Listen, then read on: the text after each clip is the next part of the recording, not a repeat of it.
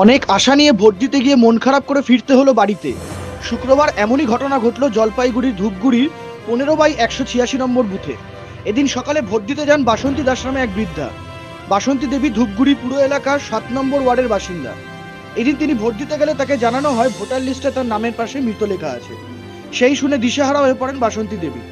বুথের প্রিসাইডিং অফিসারের সঙ্গে কথা বলেও কোনো লাভ হয়নি।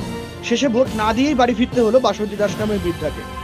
এদিন বাসন্তী দাস নামের বৃদ্ধা জানান, আমি তো 7টার সময় ভোট দিতে গেছি, কালকে আমার কাগজ দেয়নি, এখন 7টার সময় ভোট দিতে গেছি, এখন গেছি করে ওইখানে দাঁড়াইলাম, এখন ভিতরে ঢুকছি, এখন এই নাম্বারের সঙ্গে ওই নাম্বার নিচ্ছি, আপনার ভোট আপনি একটু ওয়েট করুন। এখন ওরা কী করলো না করলো, পরে ডিএম অফিসের কাছে ওরা ফোন করলো, ফোন করার পরে ডিএম অফিস বললো যে উনি তো মারা গেছে। কয় না, উনি নিজে আসছে ভোট দিতে।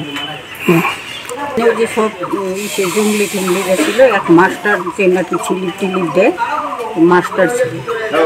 এদিকে এই বিষয়ে তার কিছুই করার নেই এমনটাই জানিয়ে ওই বুথের প্রিসাইডিং অফিসার হিমাদ্রি শেখর দাস বলেন, আর ওর কাছ থেকে আমরা যে কপি পেয়েছি সেখানে ডিলিটেড ছিল, নিয়ম অনুযায়ী আমরা নিতে পারি, এর বেশি আর কিছু তো কি মনে হচ্ছে যে নিয়ম অনুযায়ী তো পারবেন না। আমি যতদূর জানি তাহলে মানুষ বেঁচে থাকলে ভোট দিতে পারবেন না, এই বিষয়ে আমি তেমন কিছু জানি না। ব্যুরো রিপোর্ট, নজরে বাংলা।